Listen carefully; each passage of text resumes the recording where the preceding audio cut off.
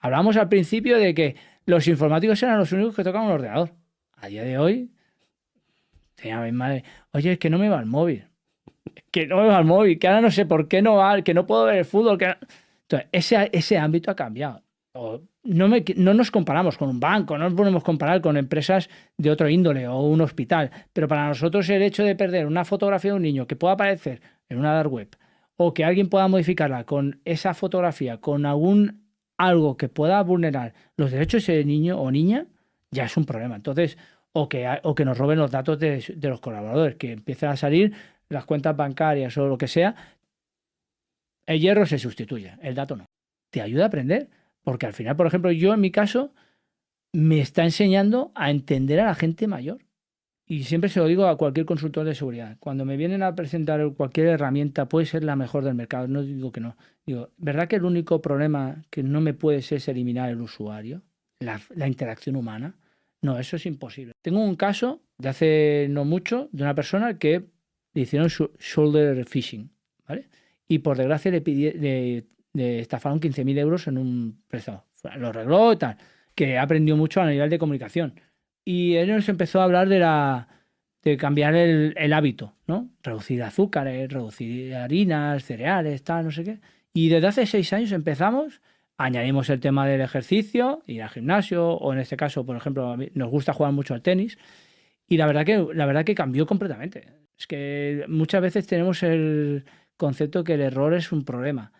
Aunque cueste, sí que es verdad que en mi caso, yo te digo, en mi caso, no sé el resto, pero en mi caso me ha hecho crecer en ese ámbito, en el tema de la empatía. Bienvenidos a otro episodio más, otra pequeña aventura y en este caso lo de aventura tiene mucho sentido. Acabamos de grabar la entrevista con David García, ya lo habéis visto en la miniatura, y ha sido una entrevista muy interesante. David viene de una ONG, viene de Educo, hemos estado hablando de TCP/IP y de ciberseguridad y de phishing, hasta el impacto que tiene trabajar en cambiando el mundo, ¿no? Porque una ONG cambia el mundo. Entonces lo hemos hecho de una manera muy agradable, muy simpática. Espero que te guste.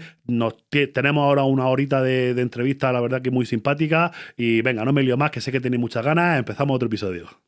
Bueno, y empieza la entrevista. David García, muchas gracias por venir. Muchas gracias, Kino, por la invitación. Es un todo placer. Tenía muchas ganas de que estuviera aquí con nosotros y de mostrarte a mi pequeño espacio de gente que lo mira, porque David, veréis la entrevista, una persona muy interesante y vamos a echar un buen ratito, a ver si nos lo pasamos muy bien. Seguro que sí, estoy convencido. Se trata de que sí, sobre todo que lo paséis vosotros muy bien. Y luego, pues yo creo que esta es la peor pregunta o la menos original, pero bueno, ¿quién es David García? Cuéntame, ¿de dónde naciste? ¿De dónde vienes? La pregunta así random. Pues mira, nací en Hospitalet de Llobregat, en Barcelona. Una familia humilde y desde ese momento empecé a crecer, no sabía lo que quería, generalmente nadie con 16, 17 años sabe lo que quiere, y empecé en el mundo de la informática muy joven y desde ahí, bueno, eso de coger 4 tornillos, montar un ordenador, empezamos a crecer, empezamos a investigar, empezamos a trabajar, aprendí de mucha gente y hasta donde me ha traído de momento. Es curioso porque llevamos ya muchos episodios y todos tenemos un pasado común que a lo mejor ahora es muy común para todo el mundo, porque hoy en día cualquier chaval tiene un ordenador, o sea, todo el mundo tiene ordenadores. Yo recuerdo que en nuestra época los informáticos éramos los que usábamos los ordenadores. Solamente. O sea, tú usabas un ordenador y eras informático, ¿no? Y tenías que instalarte el Windows, el MS2, lo que sea, ¿no? Entonces, claro, parece que es una cosa muy normal que tú salieras de un barrio, ¿no? Y te gustara la informática, pero es que en aquella época a tu amigo no le gustaba la informática. Es que no había nada, es que no había nadie. O sea, en la época que yo estuve estudiando, no había, por ejemplo, el caso más claro es que no había la cantidad de mujeres que a día de hoy hay informáticas. Es que nadie se lo podía plantear como ahora. Claro, yo siempre pongo la broma cuando voy a las conferencias y le digo, ¿cuántos habéis venido a ligar? Porque antes en las conferencias no había muchas mujeres y ahora ya no tiene sentido porque, claro, el 50% de las compañeras están en las universidades, en las carreras, en las conferencias y menos mal. Sí, la verdad que sí. Es la broma. Y empieza muy pronto porque yo he intentado hacer un poco de entrevista, ¿no?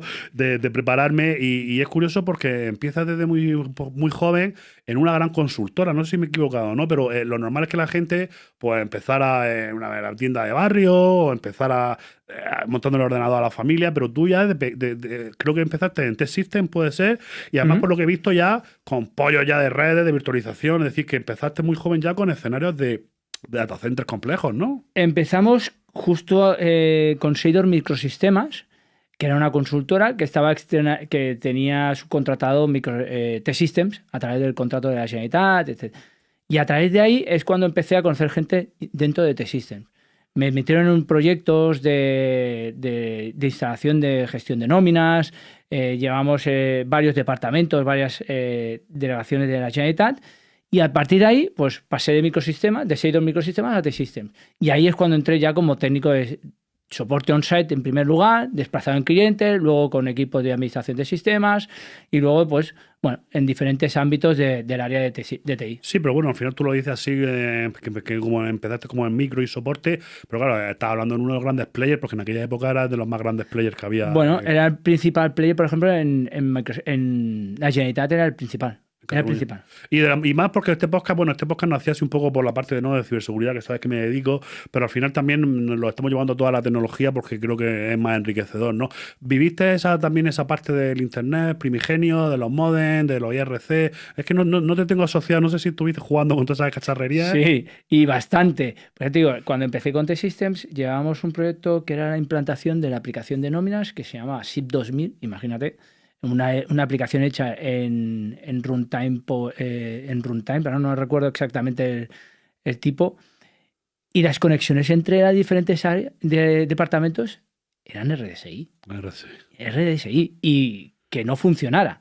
Porque en el momento que no funcionaba ya podías rezar para llamar al operador, luchar contra Telefónica o con el operador que fuera y que se levantara ese módem.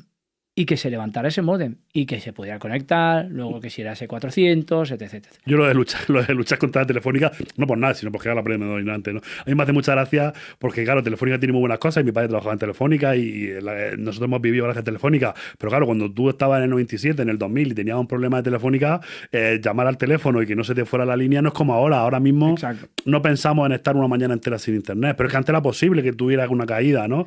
La RDSI tenía, porque era, digamos, algo más premium, algo más de empresa, y tenía otro soporte, pero sí que me ha hecho gracia tu expresión esa de la guerra, ¿no? De decir, oye, y que te dijera, reinicia el router y tú, ¿no? Que no es, que no es un problema de usuario, que es un problema de conectividad, ¿no? Al final te enfrentabas a...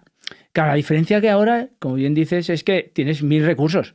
Si no es Telefónica, te puedes ir a un partner o si no te puedes ir... Pero antes, hace 20 años o 40, ¿a quién te podías ir? Si es que tampoco había mucho más. Y en tema de infraestructura sí que era muy limitado. Teníamos bastante conocimiento.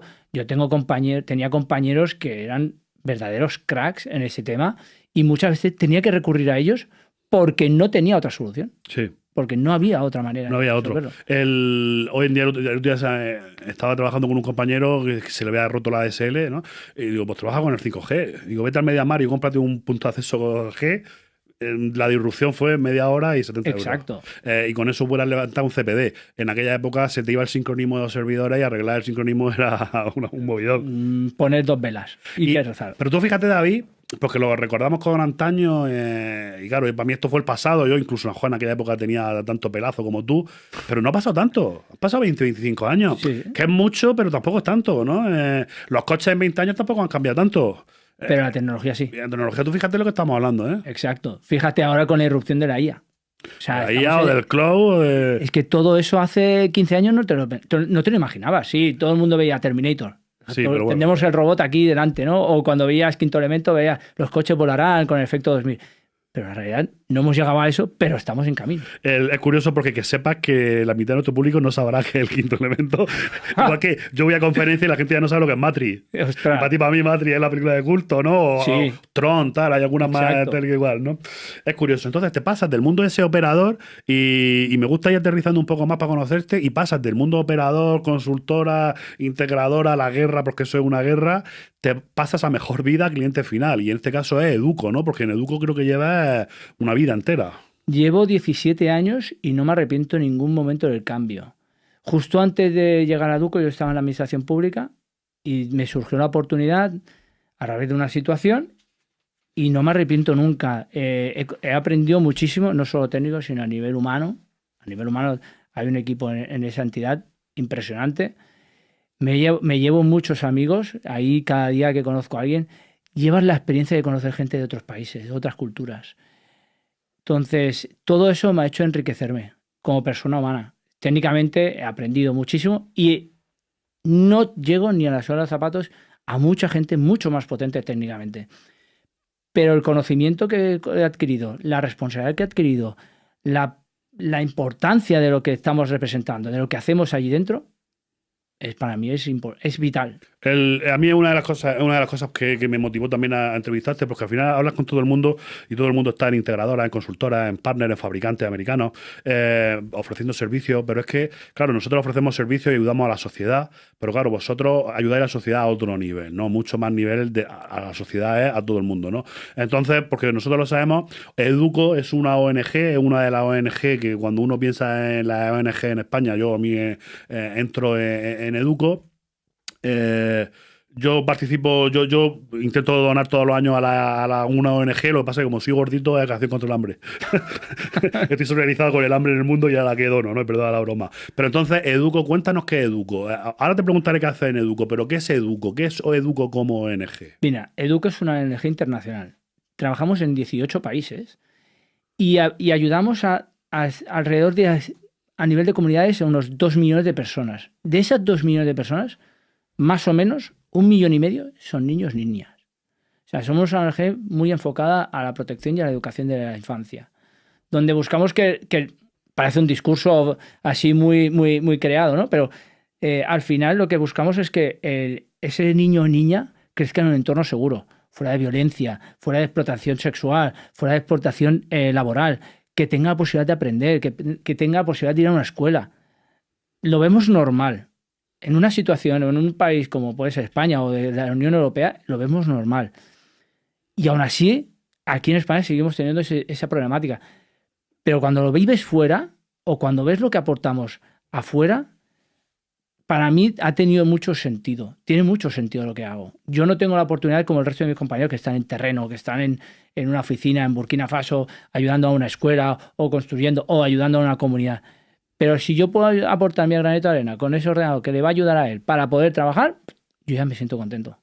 De hecho, posiblemente con la trayectoria que tienes y con lo que yo te conozco, de una persona humilde, una persona muy competente, podrías estar en otra consultora, a lo mejor ganando otros tangibles económicamente, pero tú has decidido, independientemente que también estará muy bien, has decidido esas soft skills, que ya no son soft skills, son hard skills, ¿no? Porque lo que estás viviendo tú, has decidido también ese camino de enriquecerte a ti, es decir, también habrá algo a ti, no es decir egoísta, pero que a ti trabajar en el Educo te enriquece en muchas áreas. No es un salario que tú trabajas de 8 a 3, te llevas el dinero y tienes otra vida. Educo para ti, como digo yo, es casi un estilo de vida, imagino. Al final sí. Piensa una cosa, Kino, que nosotros trabajamos con 18 países, ¿vale? En muchos de ellos yo tengo equipo informático. Tengo una persona, sí, tengo una persona. La relación humana que yo tengo con ellos ya no los considero ni compañeros. Para mí no son ni compañeros, son amigos. O sea, los he conocido en persona y sé de las dificultades que llegan a tener ellos allí. O sea, yo cuando muchas veces tengo reuniones con ellos digo, bueno, va, pues vamos a hacer esto, vamos a hacer lo otro. Ya, pero es que David, yo no puedo porque yo tengo mi infraestructura aquí, tengo estas... Claro, me cuesta muchas veces. Y llevando tanto tiempo, por eso me enriquece trabajar con ellos. O por eso me aporta más esa hora o ese tiempo extra que tengo que hacer. No tengo ningún problema, al revés. ¿Podría trabajar en otra consultora? Sí o no, nunca se sabe. Eso al final son oportunidades que a uno le salen y uno decide aprovecharlas. Pero realmente no necesitaría ahora mismo cambiar, porque mi filosofía es que no es solo arreglar un ordenador, no es solo aumentar la seguridad contigo, con Noé o con otras consultoras, sino es aportar mi granito de arena a mejorar una sociedad que a día de hoy nos vemos todos, ¿no? Cada vez estamos en algunos muy individualizada, no es tanto colectiva. Entonces, todo eso a mí me aporta mucho. Yo es brutal y es una de las cosas de las que te admiro. Yo trabajé... luego la gente se queja de que hablo yo mucho, pero que al final estamos hablando de una charla, ¿no? A los haters, que yo también me gusta hablar. Yo trabajé durante 10 años en un hospital y yo estaba muy orgulloso porque al final no es una ONG, pero al final estás haciendo el bien, sí. Estás curando a la gente, ¿no? Y luego, por circunstancias, estuve 3 meses en un sector, no voy a decir el sector, pero estuve en un sector maligno, que por definición, te voy a poner un símil. Imagínate que trabajas haciendo armas. Pues no es lo mismo curar gente que hacer armas. Y me sentía como el culo. Claro. Y me tiré 3 meses y no era feliz. Y al final yo estaba en el data center, que en la ciber, es decir, que al final el VMware es el mismo en un sitio que en otro. Sí, sí. Pero yo estaba en un sitio que tampoco te voy a hablar de la paranoia de Steve Jobs de cambiar el mundo, no, pero sí que trabajar en un sector que te gusta, que tiene un impacto en la sociedad, en el medio ambiente, en la economía, en lo que sea, y que te se alinea con tu manera de pensar, creo que es brutal. Es un 50% de tu sueldo, ¿no? El sueldo ese emocional que nos reímos, el sueldo emocional no paga el Mercadona, pero paga mi felicidad. Para mí sí, ya te digo, el poder irme a dormir cada noche sabiendo que, mira, hoy he hecho esto, no ha servido de nada, pero para mi compañero Kervin que está en El Salvador, pues le ayuda en esto. Pues genial. Sí, Ningún problema. le ha resuelto un problema porque en Educo hemos entrado, hablaremos un poquito más de esto porque creo que es lo que le va a gustar a la gente, a los espectadores. Porque en Educo, ¿cuál es tu rol? Tu rol es de CIO, de CTO, de responsable máximo de tecnología. Bueno, la responsable máxima, la directora de Transformación Digital y TI, es Belén Marín. Ella se asemeja más al CIO. Y por debajo tenemos mi compañera Ana Spolet, que es la responsable de Transformación Digital, y yo de la parte de IT, Infraestructura y Ciber. A partir de ahí tenemos un equipo, tanto aquí en España como en países. En el caso de Transformación Digital está ubicado más aquí en España, y en el caso de IT, en la parte que me toca, pues tenemos a mi equipo, a Alex, que es como le llamo yo, mi esclavo. aunque me va a echar la bronca luego. Exacto. Cuando tengo un problema, si al final le tengo que acudir a él. Y luego tengo mi equipo en cada uno de los países. Una persona que son los que me ayudan realmente. O sea, yo al final no soy nada sin ellos. Porque otra pregunta, y perdóname desde el auténtico desconocimiento, ¿no? Pero creo que es lo que aporta valor, porque al final una ONG no deja de ser, por un lado tiene una empresa. O sea, por un lado eres una empresa con los servicios core, pues tenéis recursos humanos, tenéis contabilidad, tenéis business intelligence, otra cosa es que no tengáis vendedores, bueno, que también tenéis. Pero por un lado están los servicios, digamos, de core, que son los de infraestructura, como los llaméis centrales, pero luego tendréis también otros servicios, digamos, de punta de flecha on-site, ¿no? Es decir, porque al final, o sea, porque llevar el software de las nóminas seguro que lo lleváis ahí en Barcelona, pero al final tenéis una escuela en un país y en esa escuela hay un ordenador, o tenéis una delegación donde la gente va allí, son como dos líneas de negocio, ¿no? Como una es, digamos, interna y otra operación, o cómo. No, al final, aunque son entidades independientes de un mismo paraguas, Educo está bajo el paraguas de Child Fund Alliance, de la Alianza de Child Fund, que es internacional, donde tiene representación en muchos continentes y en muchos países, pero nosotros no operamos independientemente. Es decir, nosotros como entidad de cooperación internacional, nuestras oficinas, aunque están ubicadas en países donde la dificultad es la que es, nuestros equipos trabajan muy estrechamente con nosotros en España o con la oficina que pueda haber en otro país en la región. Al final no queremos ser silos independientes. Al revés, la dirección de la entidad busca eso. No que todo el mundo trabaje por sí solo. Si una persona está en una escuela y necesitamos que esa escuela, por algún tipo de necesidad, algún soporte, ya sea el que sea, alguien de Educo tiene que ayudar si hace falta. Si alguna vez, no ha sucedido, pero si alguna vez, como el ejemplo que has dado, una escuela tiene un ordenador o lo que sea y necesita ayuda, pues si tenemos que ir, no habrá ningún problema ni si hace falta. Si hace falta. Al final, la idea es que seamos uno mismo, que nos podamos mover a un unísono. No uno tira por un lado, el otro tira por el otro, porque al final eso crea no solo discrepancias, sino una mala aportación a la sociedad. Si cada uno tira por su lado, al final es un problema. Siempre estoy alineados, todo lo digamos es que no quiero llamarlo delegaciones. No. No son delegaciones, ¿no? Digamos que son proyectos, tampoco quiero llamarlo misiones, ¿no? Porque al final las misiones están como se piensa en la iglesia, ¿no? Las misiones. Claro, antiguamente en el sector se decía, cuando yo entré en Educo, se hablaba de norte y sur, que siempre había esa diferencia, ¿no? Entre el norte de Europa, los desarrollados, y el sur, que era el resto de países donde tú colaborabas, ¿no? Esa nomenclatura, esa nomenclatura ha ido cambiando durante los años y por suerte ya ha cambiado. Ya no es los países subdesarrollados, ya no es el sur donde están, no, al revés. Somos todos uno y estamos ahí y creo que es la mejor. Pero es que eso cambia la sociedad. Tú fíjate antes que se hablaba de minusválidos.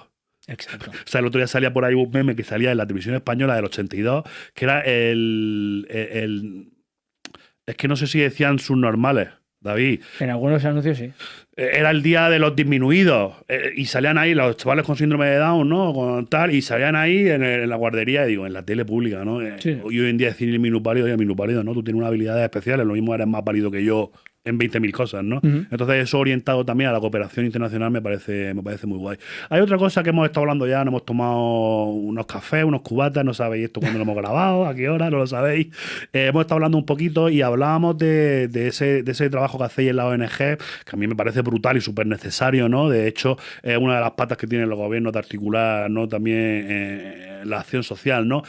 Y es que hay mucha controversia con el tema de la financiación, porque tú lo decías que ha habido casos por ahí, porque ladrones y sinvergüenza hay en todo el mundo, en todas las políticas, en los colores, en los deportes, y aquí también ha habido algunos casos, pero por ejemplo Educo es muy transparente y yo haciendo una pequeña investigación he estado viendo que por ejemplo dais unas cifras muy buenas, porque creo que es igual de importante hacer las cosas y comunicarlas, lo que hacéis, ¿no? Ujú. Y decís que cada 10 euros que se donan, ¿no? O que se ve tal, 8 son para operación, es decir, 8 llegan al terreno, forma de becas, ordenadores, profesores, aulas, lo que sea. Uno es de gestión y otro me parece muy interesante que es de crecimiento, porque al final cuanto más recursos captéis, más se puede volcar luego a la sociedad, ¿no? Entonces cuéntame un poquito cómo es eso, ¿quién financia? ¿Es gente filántropa? ¿Son socios? ¿Vivís por proyectos europeos? ¿Cómo se financia Educo? No soy, Lo que puedas contar, claro. no soy experto y Sí, seguramente los tengo porcentajes compañeros, tampoco. tanto en cooperación como en transparencia, como en el equipo financiero, que seguramente darían mayores y mejores explicaciones que yo.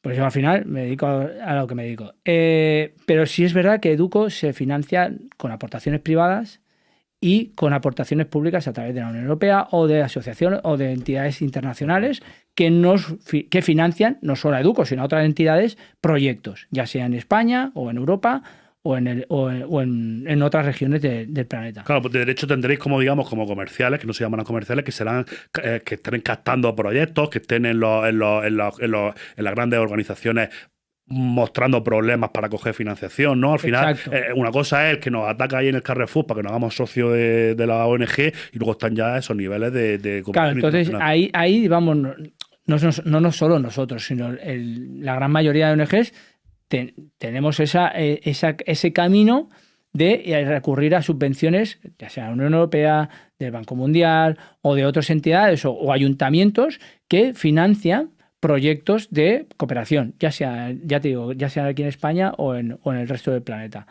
En el caso de transparencia, ya te digo, sé lo que se pone en la página web, se acredita, tenemos un equipo interno que acredita eso y ellos seguro podrían explicar 1000 detalles que yo desconozco, que no soy experto y que realmente es más complejo, porque al final la financiación en una ONG no es nada trivial, no es nada sencillo, y no porque no es que no entre dinero y solo tengas que justificarlo, sino porque al final tienes una misión y ahí tienes unos valores y estás comprometido para cumplirlos. Entonces, en nuestra entidad eso es un valor muy importante y el equipo de transparencia y de financiación y legal trabaja al destajo para que eso se cumpla y que nadie te pueda decir, oye, hay un caso aquí de que realmente estás diciendo que se está aportando esto y no sea así. Tiempo. ¿Te está gustando el podcast? Espero que sí. El invitado que tenemos hoy es un máquina y seguro que te va a gustar. Pero quería llamar tu atención para comentarte 10 segunditos algo muy rápido. Seguridad sí es un proyecto personal de formación, de servicios de tecnología relacionados con la ciber, por supuesto. Entonces, si te están gustando estos podcasts, te invito a que te metas a la academia, academia.seguridadsi.com, que entres en nuestra página web y veas cómo podemos ayudarte, porque la verdad que estamos ayudando a muchas empresas a lo largo del mundo, tanto con servicios profesionales, Red Team, Blue Team, Purple Team, auditorías, plan director, como servicios de formación. Tenemos los mejores cursos hechos para profesionales y por profesionales. Y ya no te quito más tiempo, sigue disfrutando del podcast de hoy.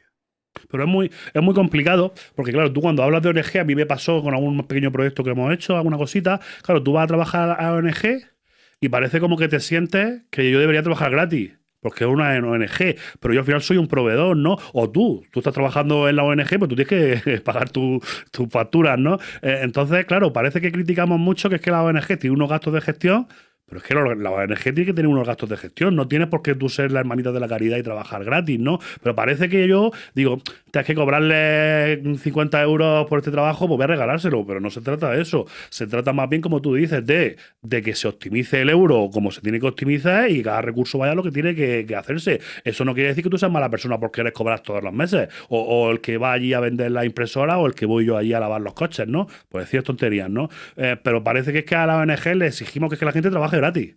Cuando al final hay una cosa ahí, que hay un core de infraestructura que hay que pagarlo, ¿no? Los ordenadores hay que pagarlos. Básicamente, yo me acuerdo cuando empecé, mis padres me decían, bueno, pero vas a una ONG, vas a trabajar, pero... Trabajar en una ONG. Vas a cobrar, ¿no? Porque claro, allí son voluntarios. Y a ver, soy ONG, pero a ver, la ONG no deja de ser, tenemos que aportar el dinero para los proyectos y tal, hay una financiación, pero hay gente que trabaja. Claro que hay voluntarios y se agradece, no solo de Educo, en todas las entidades que tienen voluntarios, se agradece el esfuerzo y las ganas de que gente de aportar de esa manera. Pero realmente hay un core, hay lo que tú dices, hay un core, hay gente que necesita para imputar los asientos o coger el presupuesto y definirlo o definir los proyectos que se van a realizar. Son profesionales de los o suyos. mantener la infraestructura de ordenadores. O la señora que limpia la oficina, porque es una empresa, ¿no? Porque al final seréis 230 personas ahí de servicios. En España creo que somos, si no recuerdo mal, la última cifra, 163. Solo en España. No puedes pensar que hay gente que va allí porque le apetece, porque se ha jubilado y tiene pasta, ¿no? Pero es muy curioso porque son las misconcepciones, ¿no? Las malas concepciones que hay a veces y sobre todo querer llevarnos las cosas en vez de pensar en el bien, pensar en el mal, ¿no?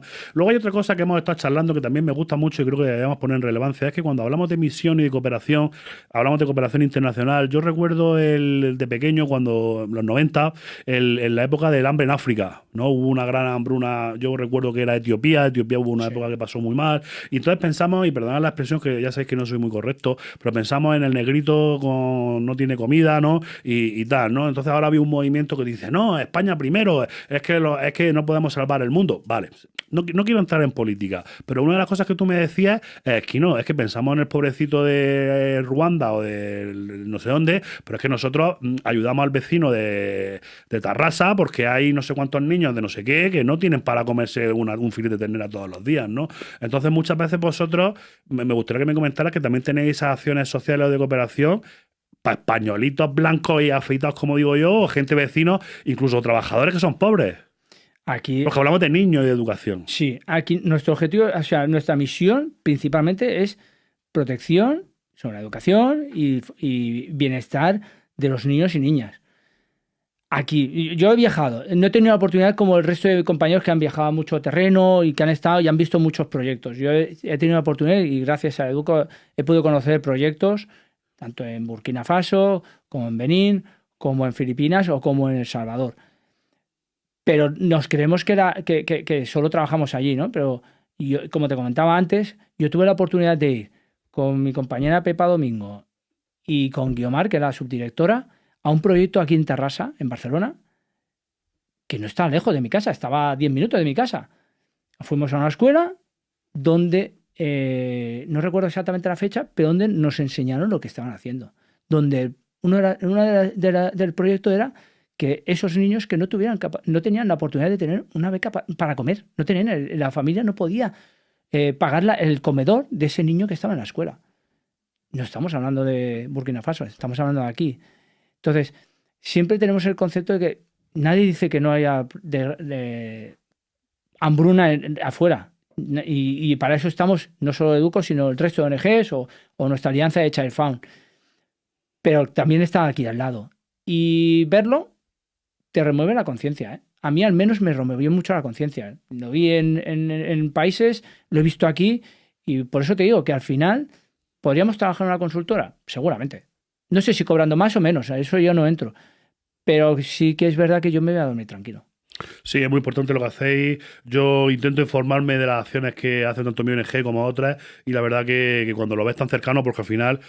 Claro, cuando ves que dentro de 5.000 kilómetros hay un problema, pues como que 5.000 kilómetros es muy lejos, ¿no? Pero es que no son 5.000 kilómetros. Y luego lo has referenciado, creo que la última vez que estuvimos reunidos ahí en Barcelona comentaste algo, pero seguro que en alguno de estos viajes tiene alguna anécdota, ¿no? Porque claro, yo siempre digo que cuando yo me voy de turista a un país, digamos, con menos potencia económica que España, somos $1 andando. soy blanco, soy guapo, mi pelo es tal, y somos $1. Claro, cuando tú vas a Burkina Faso, por mucho que tú vayas a ayudar, o por mucho que tú vayas en misión de cooperación, o por mucho que vayas de operación, allí eres blanco y si te pueden robar, te van a robar, ¿no? Robar, problemas con los militares, problemas con pasaportes. Seguro que has tenido alguna película de esta en alguno de los países de estos. O la cooperación se recibe bien, porque al final tú vas con tu buena ayuda europea a ayudar, pero a lo mejor en el país de destino lo ven de otra manera. A ver, yo no he tenido problemas. Es por las noticias o por lo que se habla, sí que depende de la situación, sí que hay problemas con los cooperantes. En mi caso, yo nunca he tenido problemas. Sí que es verdad que cada vez que viajamos, nosotros tenemos un protocolo de seguridad muy estricto. Siempre vamos con miembros locales del propio país que nos indican qué tenemos que hacer, qué no tenemos que hacer. Eso para nosotros es igual que el resto de ONGs, seguramente, está muy controlado, con lo cual yo por suerte no he tenido problemas. Pero sí que tengo una anécdota muy divertida, bueno, divertida relativamente. En mi primer viaje a Burkina Faso, ya hace ya 10, 12 años, el último día iba con dos compañeros, con mi compañera de transformación digital y con un compañero de finanzas, y el último día íbamos a visitar proyectos en la zona rural, de una zona rural que hay en Burkina.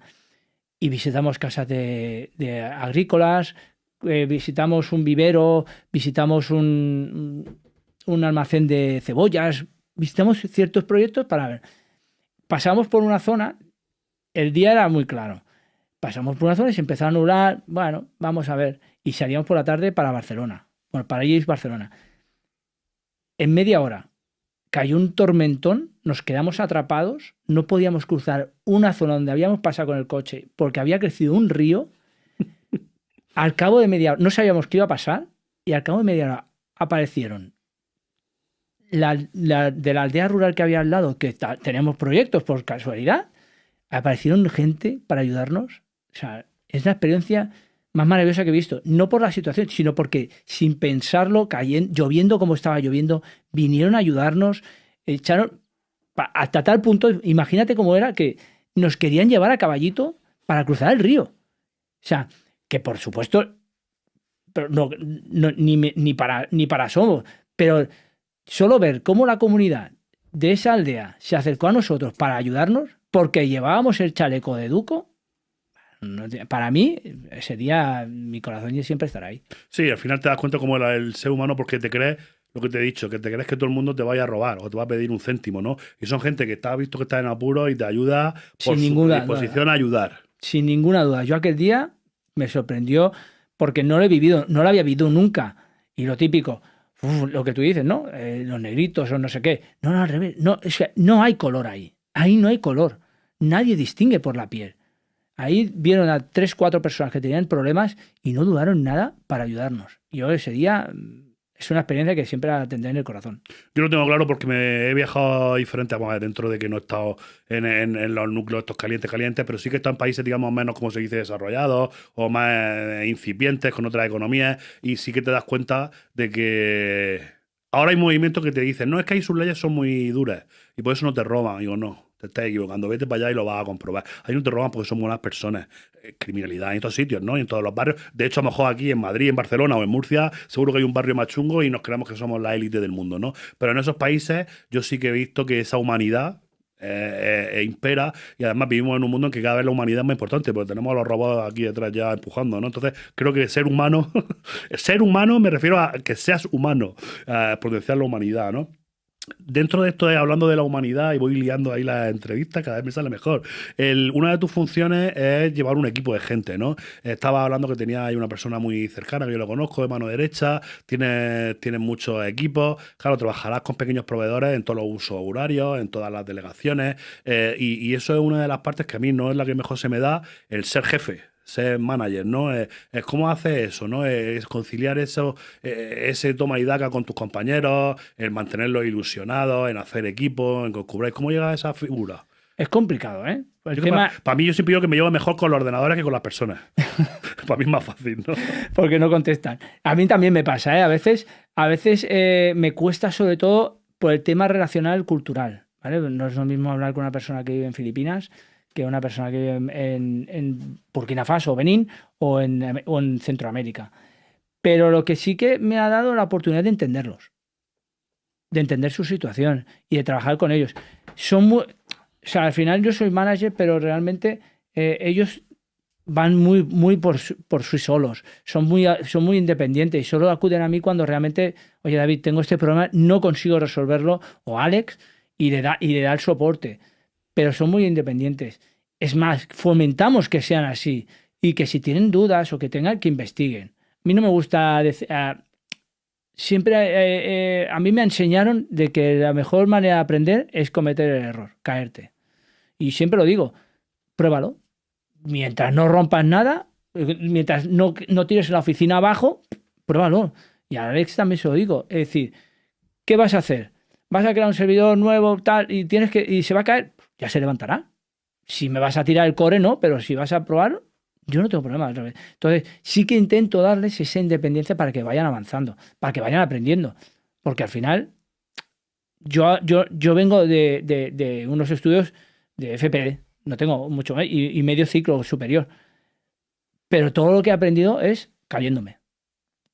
Modifica este clave de registro. Hostia, ya no arranca el servidor. Venga, rearranca en modo prueba fire, corrige, este registro ya no puedo tocar. Ahora el siguiente. Entonces yo fomento que ellos avancen de esa manera. Creo que es la mejor manera de que ellos aprendan y que sean independientes y que puedan aprender. Sí, a mí me ha pasado lo mismo. De hecho, me ha pasado ya no solo la informática, en la vida. Hay cosas que la gente la ha aprendido nativamente y yo he tenido que caerme. Es que al final oye, pues podría haber aprendido sin haberme tropezado. No, pues yo todo he aprendido tropezándome, ¿no? Es lo que tiene Sein, que es curioso.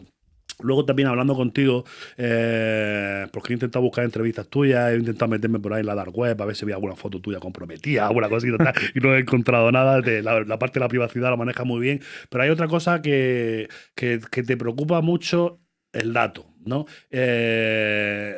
Hablábamos de que te preocupa mucho el dato y me gusta eso porque al final el dato, la información y el dato es lo que te preocupaba, ¿no? Hablábamos de proyectos de página web, de información, de asociados. Te preocupa mucho el dato porque muchas veces hablo con responsables de tecnología y les preocupa la red. Y la red no deja de ser un mecanismo para que los datos funcionen. ¿No? Tú, por ejemplo, ahora te hablaré un poquito del cloud, pero el cloud al final no deja de ser un servicio que está en disposición del dato. Cuando hablamos de la IA, tiene que controlar el dato, ¿no? Eres muy data-centric, ¿no? Y además es muy curioso porque te lleva ese data-centric. Cuando tú hablas aquí en Expertos del Dato, hace poco estuvimos a Paula, no sé si sabré poner por aquí la tarjetita de la entrevista, es de data. Pero el data, tú puedes ser data a nivel financiero, a nivel cuadros de mando, pero tú eres data a nivel TCP/IP, a nivel sistema operativo, a nivel redes, a nivel seguridad. Crees mucho en esa seguridad del dato. Me imagino que es por la índole de trabajar en la ONG, ¿no? Por el dato que maneja, ¿no? Sí, para mí es principalmente un prisma básico. O sea, al final, y no solo Educo, el resto de ONGs están en el mismo ámbito. No nos comparamos con un banco, no nos podemos comparar con empresas de otro índole o un hospital, pero para nosotros el hecho de perder una fotografía de un niño que pueda aparecer en una dark web o que alguien pueda modificarla con esa fotografía, con algo que pueda vulnerar los derechos de ese niño o niña, ya es un problema. Entonces, o que nos roben los datos de los colaboradores, que empiecen a salir las cuentas bancarias o lo que sea. Entonces, la infraestructura al final no deja de ser hierro. El hierro se sustituye, el dato no.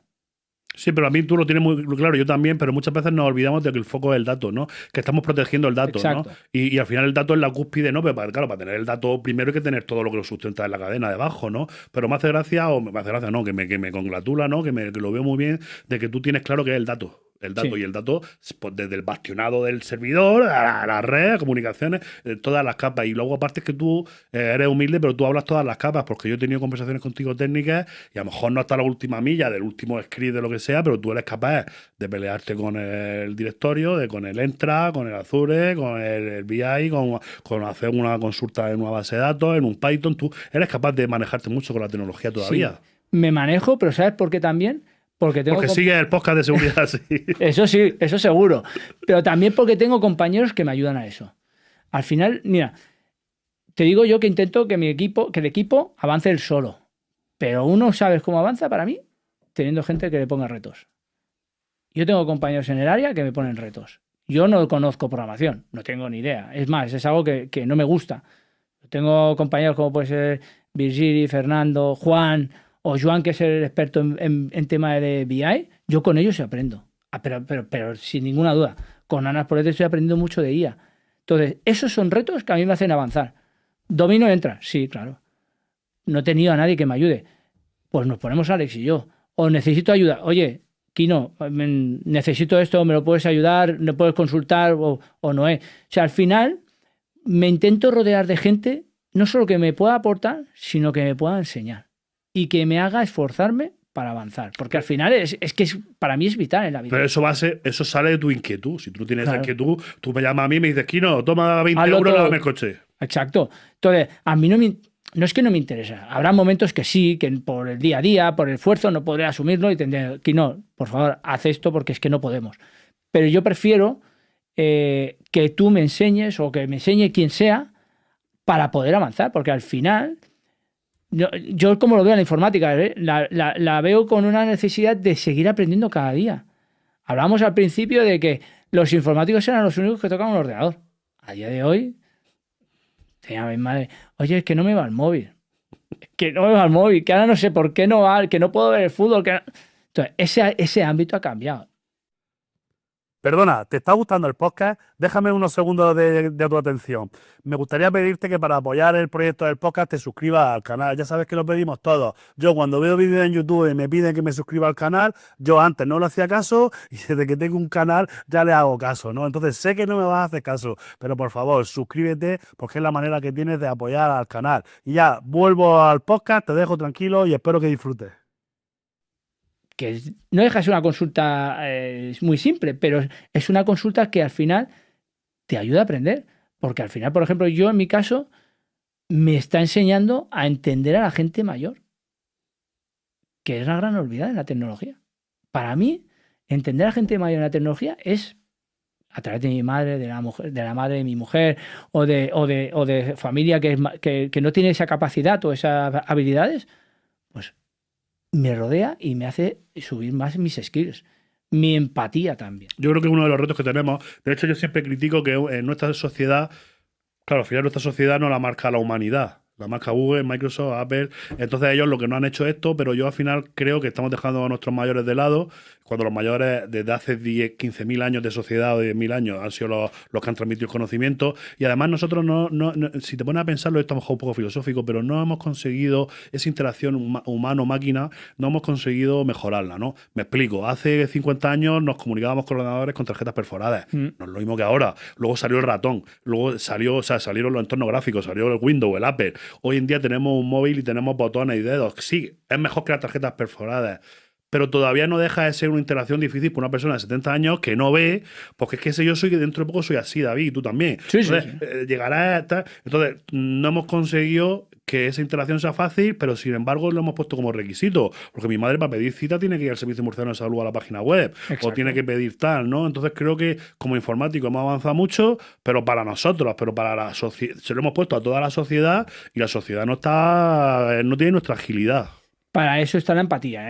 Kino, yo sigo diciendo, para mí es principal y ahí, por ejemplo, nosotros en el equipo intentamos, sobre todo, esforzarnos en el tema de la empatía. O sea, al final no todo el mundo domina, no tiene las mismas habilidades. Ni a nivel personal ni a nivel profesional. Todo el mundo tiene las habilidades que tiene. Nosotros somos frikis de la informática y cualquier cosa, pues más o menos tendrá las habilidades, pero preguntar a una persona que le cambia la actualización de Outlook, el botón, y en lugar de la es azul, a la rosa. Y a lo mejor se ha descuadrado o no lo ve o tal. Y ese es un problema. Nosotros el otro día hablaba con un cliente y teníamos un reto y estábamos haciendo un bastionado de Microsoft y te decía lo típico de que no pongas el nombre de usuario. Tú llegas a tu despacho, controlas suprimir y sale el usuario. Sí. Entonces le decíamos, esto el NIS2 y el CIS te dice que no lo pongas. Y le decíamos, el impacto que va a tener esto en mi gente es brutal, porque yo tengo gente que lleva 10 años haciendo controlar, suprimir. Y solo poner la contraseña. Y donde pone J Molina, abajo pone 123. Y tú le preguntas cuál es su usuario y no lo sabe. Sí. Yo tenía un usuario, lo que pasa es que esto hace 25 años que le decía, ¿dónde guardas las cosas? Y me decía, yo las guardo en el Excel. Y tenía a la mujer, ¿no? Esta señora, hace 65 años, hace 20 años, no lo digo ahora, ¿no? Yo, sin embargo, estoy muy mal, por ejemplo, en N1, porque yo soy así muy, ¿no? Muy ruidoso. Entonces a la gente me dan ganas de zarandearlo, como decimos en Murcia.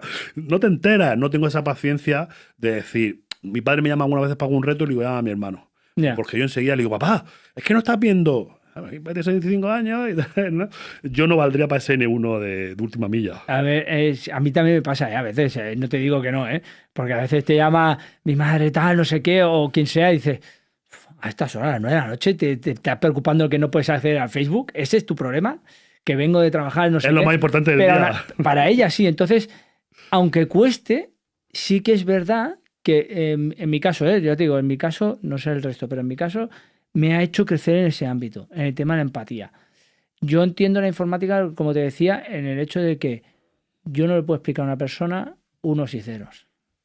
No, y que luego aparte trabajamos para negocio, aunque sea una ONG, pero trabajamos para negocio. Entonces nosotros, yo tengo que llevar la ciberseguridad y tengo que velar por la ciberseguridad o por el data, pero la gente tiene que trabajar y tiene que interiorizar esos procesos de seguridad. Para mí es muy sencillo poner una contraseña grande. Para la gente lo que es muy sencillo es tener un patrón y cambiar un 2 3 por 4 5 6, ¿no? Es lo que están haciendo. Por hablar un poquito más de ciberseguridad, estamos avanzando. ¿Estás bien, no?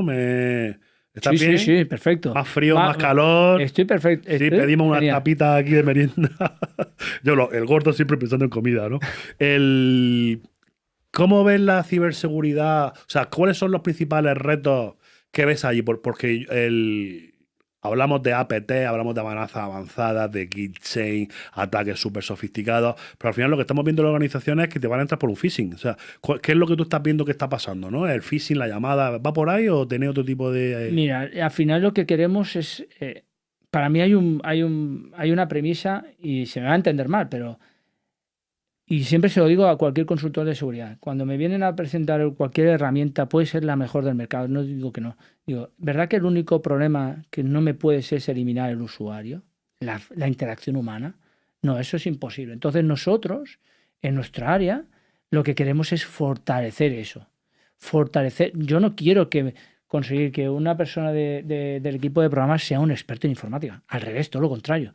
Ya, para eso estoy yo, o Alex, o mis compañeros en países. Pero sí que quiero ayudarle a entender, a tener precaución. Con 4 tonterías. Al final lo que buscamos es esa capacitación, esa formación especializada, pero buscando el entendimiento por parte de ellos. Porque si yo, como bien dice, le empiezo a poner en una formación que si patrones, que si algoritmo y tal, no te va a hacer ni caso. No te va a hacer ni caso. Entonces, buscamos esa formación, esas cápsulas, esos talleres con ellos en los cuales ellos se sientan cómodos. Tengo un caso de hace no mucho de una persona que le hicieron shoulder phishing, ¿vale? Y por desgracia le estafaron 15.000 euros en un préstamo. Lo arregló y tal. Esa persona nos pidió ayuda. La tenemos al lado. Yo le digo, vamos a hacer esto. Porque era a nivel personal, digamos, Claro. el incidente. Sí, pero al final lo que la gente, cuando yo ahora voy a plantearme en Educo las medidas de seguridad, que si el doble factor, que si no sé qué, que si no sé cuánto.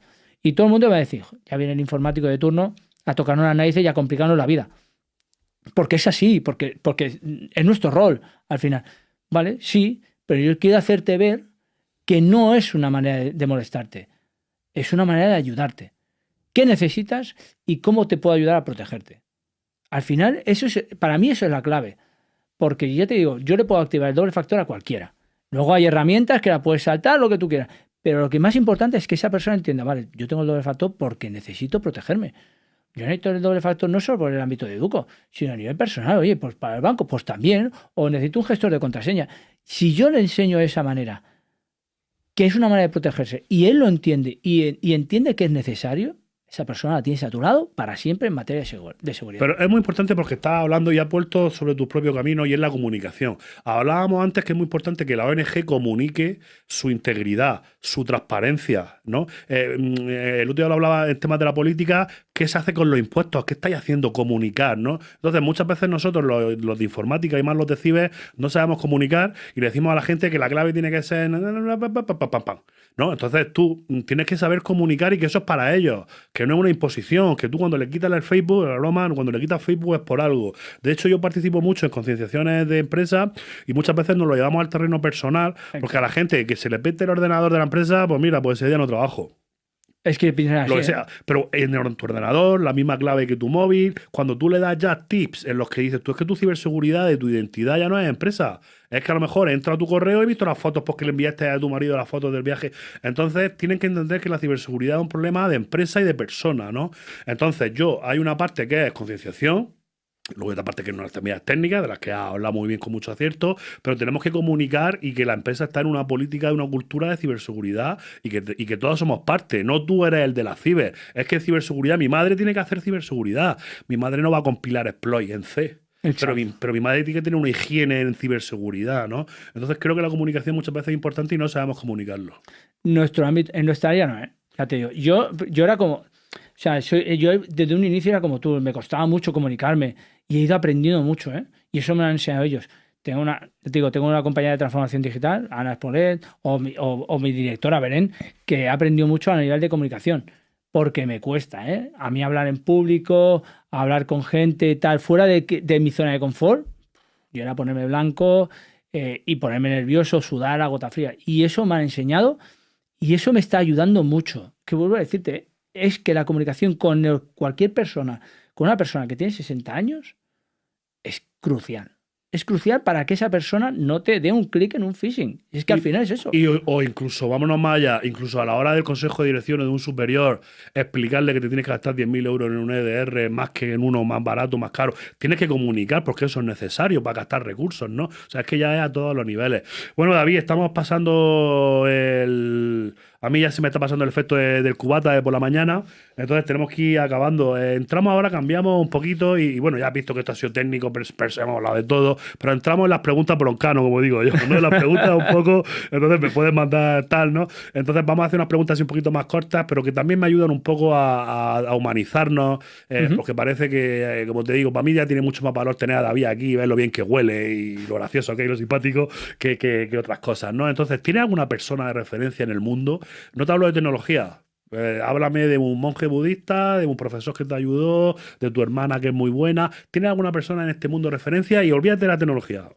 A nivel de referencia, y te parecerá muy ñoña, ¿eh? Porque, sí, sé ñoña. Pero es mi mujer, sinceramente. Es la persona más maravillosa que he conocido.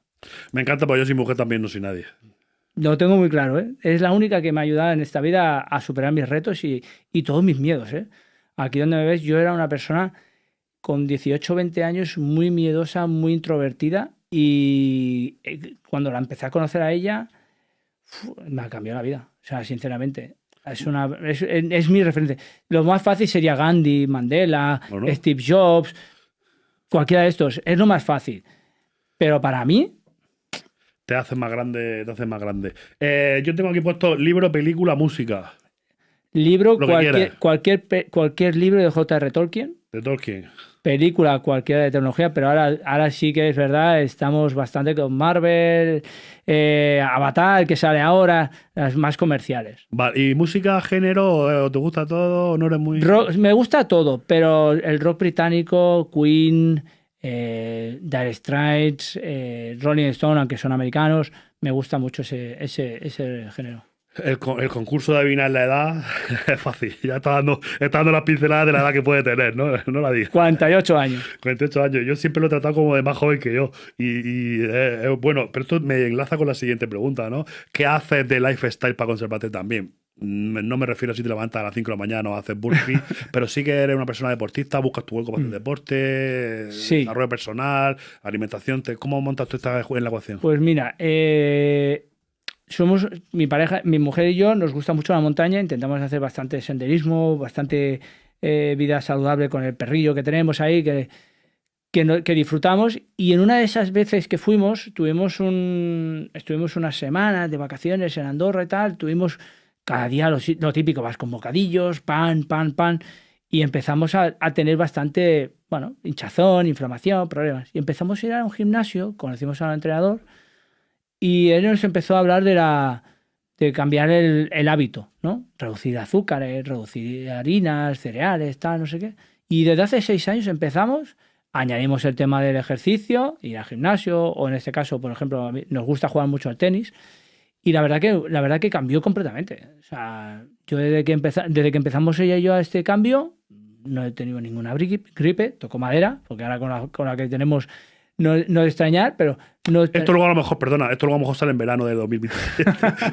Que estamos haciendo referencias temporales, ya sabéis la magia de internet, pero sí, estamos en Navidad, grabándolo en Navidad. Entonces, bueno, pues nos ayuda a mantener, no healthy, pero bueno, un hábito más saludable. Si al final no es healthy como destino, sino como en el camino. Exacto. Y no lo digo yo que soy el más anti, soy un intoxicado, ¿no? Hay otra pregunta que me gusta hacerla y es jubilación, porque nos jubilaremos algún día, David. No sabemos con los gobiernos cuándo. ¿Cómo te ves jubilado? Ya has dicho montaña, porque montaña, campo, gran ciudad, montaña, ¿no? Sí, a mí la gran ciudad no me gusta. Yo vivía en Hospitalet, mi mujer vivía en Barcelona, nos fuimos a otra ciudad, que es Sabadell, sí es verdad, pero sí que es verdad que la parte donde vivimos pues hay más bosque, hay más montaña cerca y tal, y buscamos eso, porque al final cada día bajas a Barcelona a trabajar, pero llega el viernes, coges el coche, te vas a este bosque o te vas a esta montaña que está más cerca. Bueno, rodearte de naturaleza es mucho mejor. ¿Pero tanto como para pagar el móvil, como digo yo? En mi caso, no siempre, pero lo intento. O sea, que te gusta lo que es la desconexión real. Sí, por mucho que friques con la informática, intentas también sacar tu tiempo de hombre de la montaña. Lo intento. No siempre lo consigo, porque depende de la situación y tal, pero lo intento. Yo haría lo mismo, pero en la playa. Soy más playero. ¿Eres jugón? Jugaba. Minecraft, de Counter. No, de Counter y de Call of Duty en su momento. Ya no tanto. Ahora ya supongo que con la edad, las canas, ver cómo los de ahora. Pues yo una vez lo he intentado y me pegan unas palizas que era. Pues digo, ya me he cansado, y lo dejé. IA, como la canción, bueno, en la empresa, por supuesto, que estás con procesos de IA y tal, pero tú a nivel personal, laboral, ¿usas mucho la IA? De vez en cuando sí. Como asistente, como copilot, ChatGPT, como ayudante. Como asistente. Sobre todo en el caso, a nivel técnico, a veces me da soluciones de algo que estoy proponiendo. A veces, pues conocimientos que arquitectura tengo y tal. Exacto. Reformúlame esto, o adáptame esto, o lo otro. Y como mentor, a veces utilizo la IA para que me mentorice, me aporte algo más. A nivel mental, a nivel físico, no, pero a nivel mental sobre todo. Pues mira, busca un enfoque de esta manera, destina este rato para leer, o en el caso de leer no, porque últimamente la verdad que no estoy centrado para leer mucho, pero bueno, destina este rato para ti, o haz esto otro, o mira, dentro de una hora vete al gimnasio porque no tienes este espacio ocupado en el correo, en el calendario. O sea, sí que utilizo la IA para ese ámbito. Para ayudarte. Muy bien, pues más o menos están todas las preguntas hechas. No sé si te lo has pasado bien. Y me gustaría saber, ya, como digo yo, para los jóvenes, ¿no? Al final, como cada vez son mayores, hay más gente joven, ¿no? Sí. Entonces, ¿se te ocurre si algún mensaje que quieras transmitir no jóvenes, a los que nos están escuchando, mensaje de informática, de ciberseguridad o de vida? Me da igual. ¿Qué mensaje le daría ahora que tiene la oportunidad de llegar a miles y miles o cientos de millones de personas? No, la verdad es que mensaje como tal no tendría, pero si lo que le diría a cualquier persona, y es muy estándar o muy pragmático como todo el mundo, ¿no? Si tienes un sueño, consíguelo, ¿no? Pero sobre todo en el ámbito de la informática y de la ciberseguridad, que no tengan miedo a equivocarse. Es que muchas veces tenemos el concepto que el error es un problema, y creo que el error es una virtud, porque para mí es porque lo has intentado. Entonces, yo creo que cometer errores en la vida, profesional y personal, es una virtud porque te permite crecer. Y creo que eso la gente tendría que empezar a asumirlo, que cometer un error no es un problema, sino es un acierto, porque sabes que vas a corregirlo. Me parece muy buen mensaje, porque hoy en día vivimos, y sobre todo con las redes sociales, en las que llega un día y le vendo un proyecto a un cliente y lo pongo en la red social. Oye, he ganado el concurso y he ganado 1 millón de euros. Pero es que yo para ganar el 1 millón de euros de ese concurso había 83 antes que me han dicho que no. Exacto. Y son los que me han hecho llegar al 84. Exacto. Entonces, estamos muy orgullosos de los éxitos, pero parece que los fracasos no. La debilidad. Has dicho con la palabra, con la boca llena, porque te conozco, de que tu mejor aliado, tu mejor referente es tu mujer. Yo es que soy igual, porque yo soy pequeñito y soy grande gracias a mi mujer, ¿no? O a gracias a lo que sea, ¿no? Entonces me parece muy interesante lo que has dicho. A nivel de Educo creo que también has comentado todo lo que querías comentar, un poco de qué es lo que hacéis. La verdad que para mí es un orgullo de que hayas podido sacar tiempo, porque sé que vas muy liado y los tiempos en los que estamos. Entonces, por mi parte, muchas gracias. Gracias por venir. Muchas gracias a ti, Kino. A vosotros os animo a que comentéis qué habéis opinado. David es una persona que luego leerá los comentarios, ¿no? Y se defenderá del hate, ¿no? No solemos tener mucho hate, tenemos una comunidad muy amable. Preguntarle a él, preguntarme a mí, extenderle. Si él tiene que contactar con vosotros, contactará para ayudaros en lo que os pueda ayudar. Pero es una persona, una gran persona. En este ratito habéis podido ver muy poquito de él. Nos podemos haber tirado 2 horas. Pero muchas gracias por llegar hasta aquí. Si llegas hasta aquí es porque te ha gustado. Y nos vemos en otro episodio más. Muchas gracias.